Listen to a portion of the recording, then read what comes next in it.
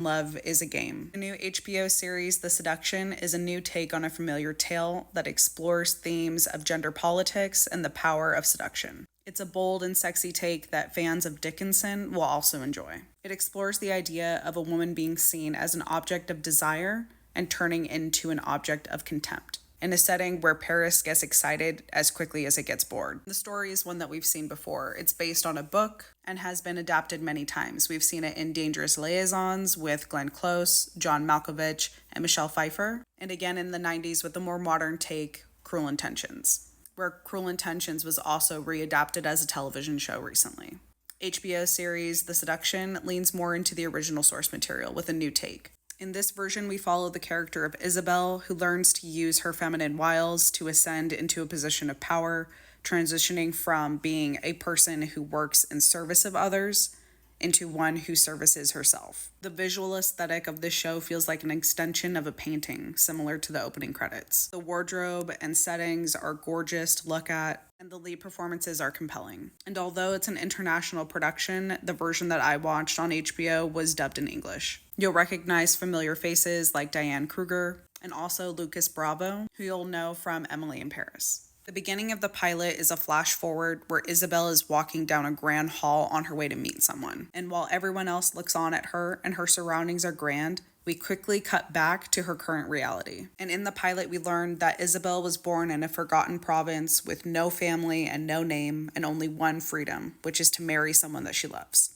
And she believes that her secret lover, Lucien, is that person. And while they steal kisses, she uses her virtue as a means of securing that freedom. Thinking that she has the upper hand, they end up getting wed in secret, and he provides the witnesses since she has no family. And of those witnesses, one of them is his aunt. In the morning after they consummate their love, she learns that it was all a facade. The man that she's grown to love, Lucien, does not exist. This is actually Valmont. He falsified his identity, came up with a sham of a wedding, all so he could steal her innocence. And upon learning this cruel truth from his aunt, she runs back to the workhouse where they actually want to take her to a convent. Believing she has been truly corrupted, she contemplates jumping off of a cliff. But in that moment of contemplation, she realizes if she's going to go to hell, she might as well enjoy the process getting there. She decides to use the last weapon that she has, which is her position as a woman, where her youth and beauty is her best advantage.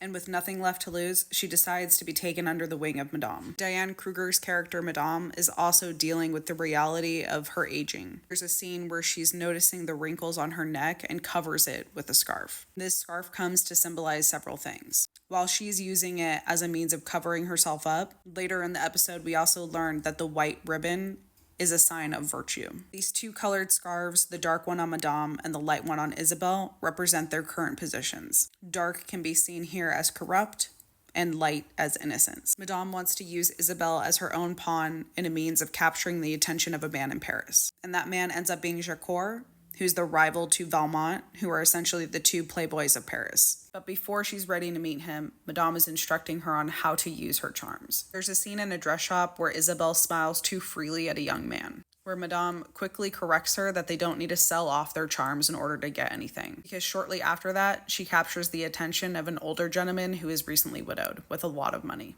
And in the moment when that older gentleman pays for her dress, she realizes the power that she possesses. In fact, when she spies on Madame having a threesome with two Vikings, she realizes that she has the power to tell the men what to do, and in turn discovers her own sensuality. And when Isabelle inquires about Valmont, she's met with a quick retort that is harsh and a warning. And while literally stepping on her toe, Madame tells her that to disappoint her is to betray her. Isabelle shows no signs of pain until she leaves the room. Madame and Valmont have their own agendas. Madame is reeling from being rejected from a prince, and Valmont is intrigued by another challenge to win back Isabelle's love. He claims it's simple to get a woman to hate you after loving them, but the true conquest is to win them back. And Isabelle's objective is to seduce Jacques, who only sleeps with a certain type of woman, the virgins who yearn and lust. So now she must play into the purity that she once had. And they all end up at this Paris party that is essentially the equivalent of an orgy, where Isabelle is taught that life is about impression. When we first meet Isabelle, she's wearing white,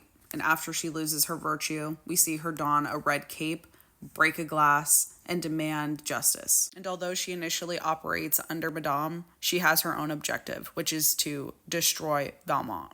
And when Valmont ends up at the same party, he is able to instinctively evade a face slap, because his behavior warrants it so often. Isabelle says that he's led her to hellfire by promising paradise. But shortly after being alone with Jacques, she decides to give up her ruse because he gets way too aggressive. She tells him that the white ribbon that she's wearing is a lie and admits that she's already been with Valmont.